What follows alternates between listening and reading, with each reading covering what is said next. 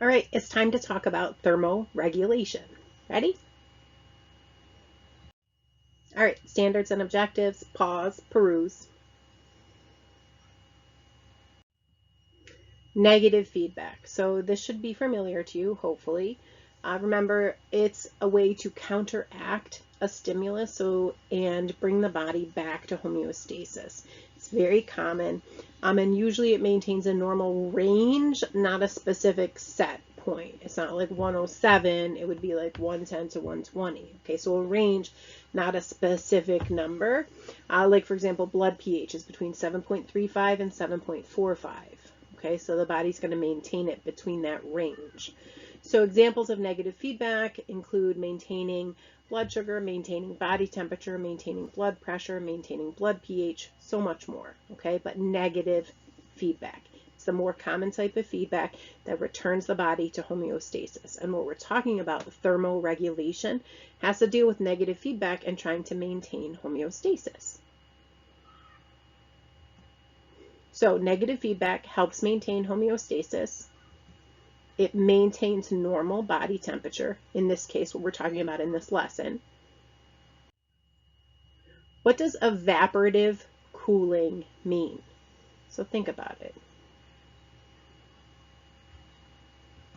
It means as the water in sweat evaporates, it lowers body temperature because it pulls heat away with it as it evaporates.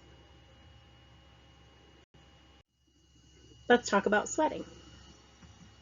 Sweat is produced by merocrine or eccrine glands. The skin cools as the sweat evaporates. So remember, evaporative cooling, it pulls away heat as it evaporates. So and as the body temperature returns to normal, sweating stops. We can sweat when we exercise as our skeletal muscles are producing heat to get rid of. We can sweat when we have a fever as our body temperature is elevated.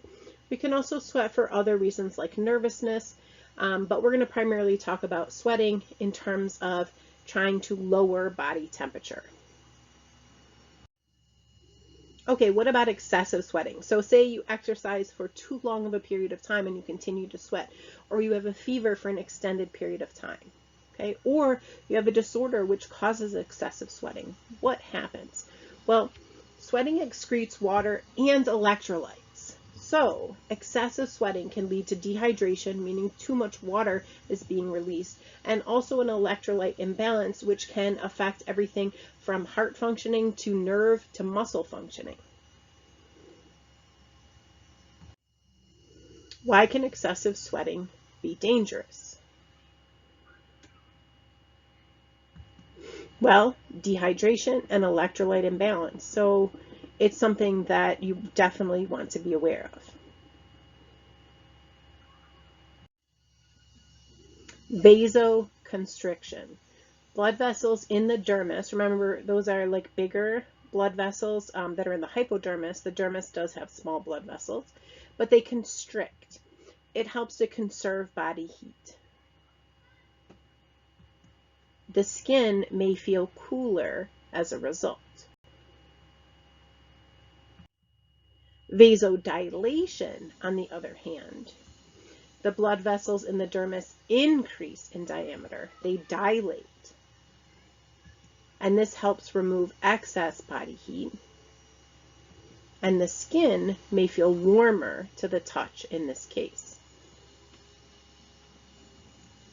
The skin may also look reddened. However, this may not be as apparent in someone with darker skin as compared to someone with lighter skin.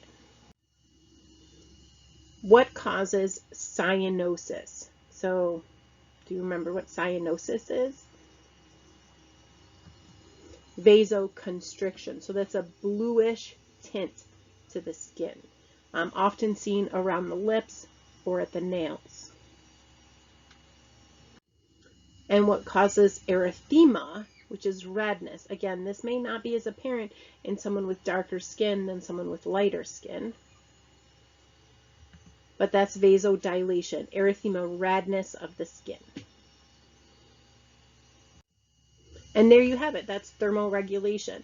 Okay, something else which does play a role in thermoregulation, but we're not talking about it necessarily in this lesson, is shivering, but because that involves skeletal muscles, which are not part of the integumentary system. So we're talking about the integumentary system's role in thermoregulation. So we don't talk about contraction of skeletal muscles because they're not in the integument. But if we talk about thermoregulation as a whole, shivering does play a role because that's to increase skeletal muscle activity and actually generate some body heat. So I hope you learned something new today.